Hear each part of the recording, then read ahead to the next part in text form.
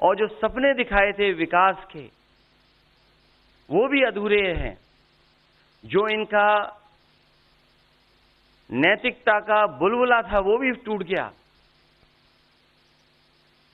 Electoral bond ने इनका band बजा दिया। भारतीय जनता पार्टी सभी भ्रष्टाचारियों का गोदाम बन गई। न केवल भ्रष्टाचारियों को ले रहे हैं, बल्कि भ्रष्टाचारियों ने जो कमाया है उसको भी अपने साथ रख रहे हैं। जहां उत्तर प्रदेश देश का सबसे बड़ा प्रदेश है, डबल इंजन की सरकार में जो दावा करते रहे डबल इंजन, उनकी होर्डिंग देखिए आप कि अब डबल वहां पर नहीं दिखाई देते हैं, अकेले दिखाई दे रहे हैं। इनके प्रत्याशी होर्डिंग से गायब हैं और चुनाव के बाद होर्डिंग पे जो अकेले हैं वो भी गायब हो जाएंगे और सफाया होने जा रहा है। इनका एक ही नारा है, झूठ बोलने का और लूटने का। लूट और झूठ भारतीय जनता पार्टी की पहचान बन गई है। पेपर लीक कितने हुए हैं? एक दो होते तो ठीक था, लेकिन 10 पेपर लीक हुए। और मैंने कई मौकों पर वो बात बताई कि अगर एक परिवार के हम केवल 3 सदस्यों को मान लें, जिस व्यक्ति ने परीक्षा लिखने की तैयारी की, जो परीक्षा नहीं दे पाया पेपर लीक के कारण, और उसके माँ बाप को अगर हम जोड़ लें तो ऐसे 60 लाख नौजवान हैं। 60 लाख नौजवानों का भविष्य अंधकार में डाल दिया। और अगर 60 लाख का गुणा करें हम 3 से, 1 करोड़ 80 लाख, और 1 करोड़ 80 लाख को अगर हम डिवाइड कर दें 80 लोकसभाओं से, तो भारतीय जनता पार्टी का 2,25,000 वोट हर लोकसभा में कम हुआ है। इसलिए एक भी वोट बट ना पाए। जहां हमें मतदान करना है, वहीं मतदान के दिन हमें सावधान भी रहना है। अगर हम सावधान रह करके मतदान करेंगे और अपने बूथ की चौकीदारी करेंगे तो भारतीय जनता पार्टी का सफाया होगा। आने वाले चुनाव में, ये देश का चुनाव है, देश की जनता बदलाव चाहती है और बदलाव की हवा पश्चिम से उत्तर प्रदेश से चल रही है। और मुझे पूरा उम्मीद है आने वाले समय में इंडिया गठबंधन और नई सरकार देश में दिखाई देगी। शुक्रिया अखिलेश जी। राहुल जी।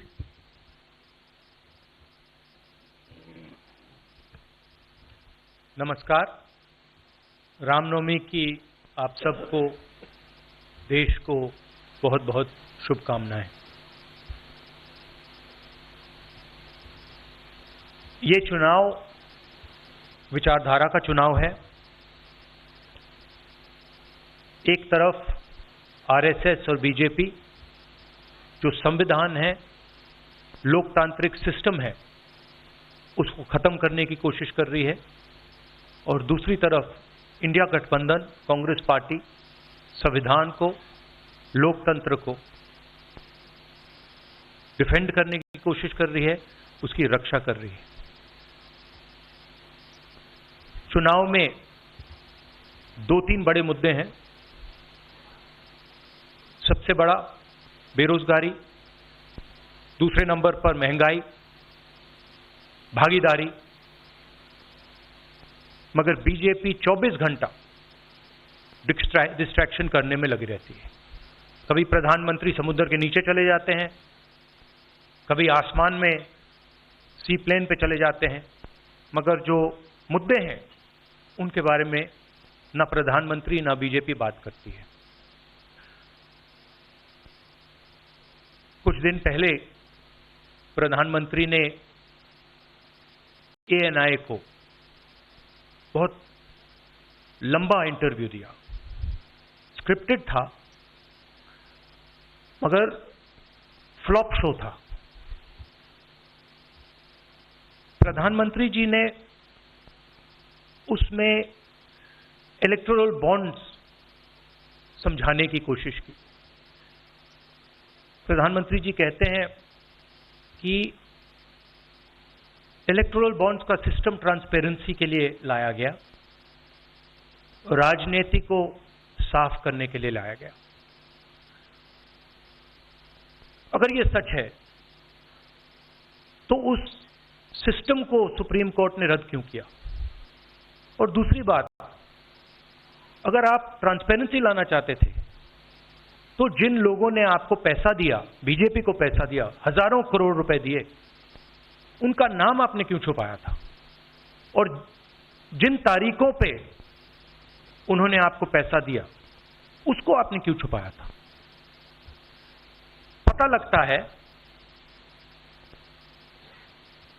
हजारों करोड़ रुपए का कॉन्ट्रैक्ट किसी कंपनी को मिलता है, उसके एकदम बाद वो कंपनी बीजेपी को पैसा देती है। सीबीआई की इंक्वायरी होती है, ईडी की इंक्वायरी होती है, किसी कंपनी पर शुरू होती है, उसके 10-15 दिन बाद कंपनी करोड़ों रुपए बीजेपी को देती है और फिर सीबीआई की इंक्वायरी, ईडी की इंक्वायरी बंद हो जाती है। सड़क पे इसको एक्सटोर्शन कहते हैं, एक्सटोर्शन कहते हैं सड़क पे। तो ये जो है इलेक्टोरल बॉन्ड्स का जो स्कीम है, ये दुनिया का सबसे बड़ा एक्सटोर्शन का स्कीम है। हिंदुस्तान के सारे बिजनेसमैन इस बात को समझते हैं, जानते हैं, और प्रधानमंत्री जितनी भी सफाई देना चाहें कोई फर्क नहीं पड़ने वाला है, क्योंकि पूरा देश जानता है कि प्रधानमंत्री भ्रष्टाचार के चैंपियन है। धन्यवाद। शुक्रिया राहुल जी। अच्छा, एक और बात, आपने जयराम जी आपने कहा कि जो भी आपको क्वेश्चंस पूछने हैं आप पूछेंगे और ये ओपन एंडेड प्रेस कॉन्फ्रेंस है। बट इसमें एक और बात, मुझे पहले ही 2-3 बीजेपी वाले क्वेश्चंस पता लग जाते हैं, तो वो तो गारंटी पूछे जाएंगे, तो उनके लिए मैं तैयार हूं। का पहला चरण समाप्त होने वाला है। आपने मेरे मित्रों को थोड़ा सा कसरत करा दी, वो दिल्ली से यहाँ आए हैं। आपने गाजियाबाद में ही क्यों पीसी की? यूपी और दिल्ली छोड़ के गाजियाबाद में पीसी हो रही है। दूसरा सवाल ये है राहुल जी से कि लोग तो गुजरात छोड़कर पीएम बनने के लिए बनारस आते हैं, आप बाय नाइट चले गए, तो क्या अमेठी या रायबरेली से आप लड़ेंगे? ये बीजेपी वाला क्वेश्चन है, ये पत्रकार का सवाल। पहले ही opening ball BJP question. Very good, शाबाश। देखिए, अमेठी की बात कांग्रेस का डिसीजन है, जो भी मुझे ऑर्डर मिलेगा मैं वो करूंगा। सीईसी मीटिंग, हमारी पार्टी में सीईसी मीटिंग्स में ये डिसीजन लिए जाते हैं। बट पहला बीजेपी का question, good question, thank you. हमारे मुकाबले केवल 17 सीट हैं, ऐसा क्यों? क्या ऐसा मान के चल रही है कांग्रेस की आप कमजोर चल रहे हैं, या यूपी में कमजोर है कांग्रेस इसलिए सपा या आपके गठबंधन बाकी सहयोगी पार्टी सीट नहीं देना चाह रही है?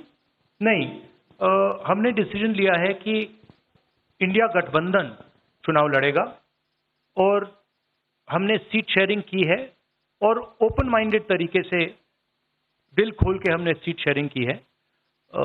हम चाहते हैं कि थोड़ी सी हम फ्लेक्सिबिलिटी दिखाएं और ओपन माइंडेड तरीके से हम चुनाव लड़ें, इसीलिए हमने स्पेस हम अपने पार्टनर्स को दी है, पर इसका कोई कमजोरी का मतलब नहीं है। इस बार जो आप दोनों लोगों का गठबंधन था वो सफल नहीं हो सका उत्तर प्रदेश में। एक बार फिर आप लोग साथ आए हैं और प्रधानमंत्री ने पिछले दिनों कहा कि ये 2 लड़कों की फ्लॉप फिल्म है जो इस बार भी फ्लॉप होगी।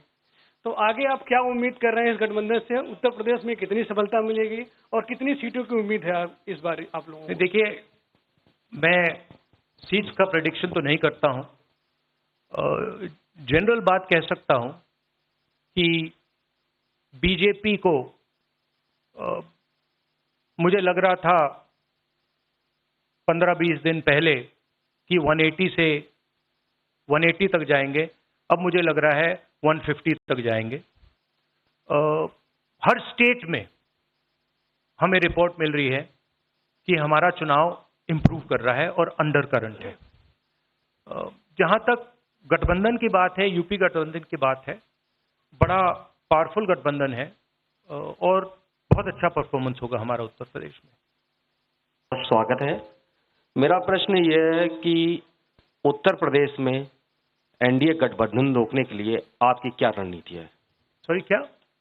उत्तर प्रदेश में एनडीए गठबंधन को रोकने के लिए आपकी क्या रणनीति है, आप दोनों लोगों की?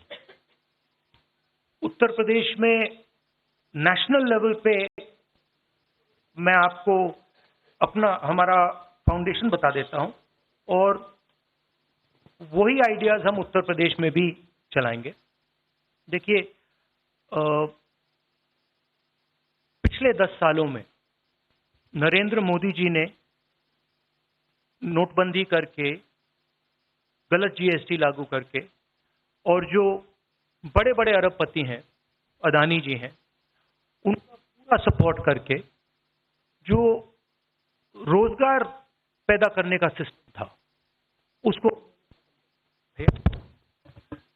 उसको उन्होंने खत्म कर दिया है।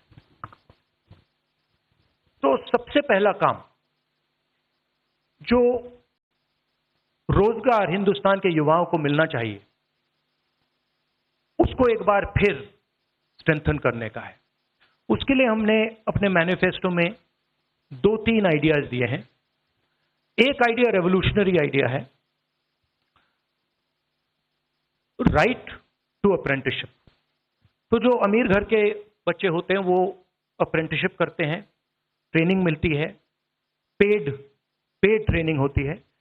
तो हमने डिसाइड किया है कि हिंदुस्तान के उत्तर प्रदेश के सब ग्रेजुएट्स को, डिप्लोमा होल्डर्स को हम अप्रेंटिसशिप का अधिकार देंगे। जो भी अप्रेंटिसशिप करना चाहेगा उसको प्राइवेट सेक्टर में, पब्लिक सेक्टर में, सरकार में अधिकार मिलेगा, अप्रेंटिसशिप का अधिकार मिलेगा, ट्रेनिंग होगी और 1 लाख रुपए साल का, 8,500 रुपए महीने का उस युवा के बैंक अकाउंट में हम डालेंगे। और ये करोड़ों युवाओं के लिए हम अधिकार दे रहे हैं। इससे एक ट्रेन्ड मैन पावर तैयार होगा, प्राइवेट कंपनीज को भी इसका फायदा होगा, सरकार को भी इसका फायदा होगा और एक प्रकार से युवाओं के लिए ये एक जॉब मार्केट में एंट्री का सिस्टम हो जाएगा। दूसरी चीज 30 लाख सरकारी रोजगार हैं जो नरेंद्र मोदी भर नहीं रहे हैं, वो वैकेंसीज हम युवाओं को देने जा रहे हैं। पेपर लीक की बात हुई है, उसके लिए हम कानून बनाएंगे, उसको हम खत्म कर देंगे। तो ये बात हुई युवाओं की। एक और हमारा आइडिया, क्रांतिकारी आइडिया, और ये उत्तर प्रदेश की महिलाओं को बहुत फायदा मिलेगा इससे। हर गरीब परिवार की हम लिस्ट बनाएंगे और हर गरीब परिवार में से हम एक महिला को चुनेंगे और उसके बैंक अकाउंट में महीने के 8,500 रुपए, साल के 1 लाख रुपए सरकार हर महीने बैंक अकाउंट में डालने जा रही है। किसानों की बात, किसान सिर्फ 2 चीजें मांग रहा है। नरेंद्र मोदी से 10 साल मांगा, हमें सही दाम दिलवा दीजिए। और जैसे आपने 16 लाख करोड़ रुपए, मतलब 24 साल का मनरेगा आपने अदानी जैसे लोगों का माफ किया, वैसा ही आप हमारा भी माफ कर दीजिए। और नरेंद्र मोदी मना करते हैं, उन पर फायरिंग करवा देते हैं, उनको डरा देते हैं। तो हमने लीगल एमएसपी का निर्णय ले लिया है। हिंदुस्तान में पहली बार लीगली गारंटीड एमएसपी होगी और हम उनका, किसानों का कर्जा माफ करने जा रहे हैं। यही मेन मुद्दे हैं चुनाव में। बीजेपी का मैनिफेस्टो देखेंगे तो उसमें आपको उसका जो फाउंडेशन है, 2 चीजें हैं। एक कि वो शायद 10-15 साल बाद ओलंपिक गेम्स इंडिया लाएंगे और दूसरा 1 या 2 व्यक्तियों को वो चांद पे पहुंचा देंगे। तो ये बेसिकली चुनाव चल रहा है। शुक्रिया राहुल जी। अगले 3-4 सवाल आप कृपया अखिलेश जी से पूछेगा। मैं जानना चाहता हूँ, ऐसा कौन सा जादू है कि एक झटके में गरीबी मिटाई जा सकती है? तो ये मेरा सवाल दोनों से है। नहीं, दोनों से है। मैं धन्यवाद देता हूं। आप लोगों ने सवाल पूछे, हालांकि कुछ सवाल आपने राहुल जी से पूछे थे। एनडीए को पीडीए हराएगा, एनडीए को पीडीए हराने जा रहा है, एनडीए को पीडीए हराने जा रहा है। और जहां तक सवाल परिवारवाद की बात है, आज नवरात्र है, आज शुभ दिन है। भारतीय जनता पार्टी के लोग संकल्प लें कि ना किसी परिवार वाले को टिकट देंगे और ना किसी परिवार वाले से वोट मांगेंगे। और गाजियाबाद में कार्यक्रम इसलिए किया है क्योंकि हम दोनों लोगों ने संकल्प लिया है। वो तो इंडिया गठबंधन का नाम भी ठीक से नहीं ले पाते हैं। INDIA तो इंडिया होता है, इंडी कब से हो गया?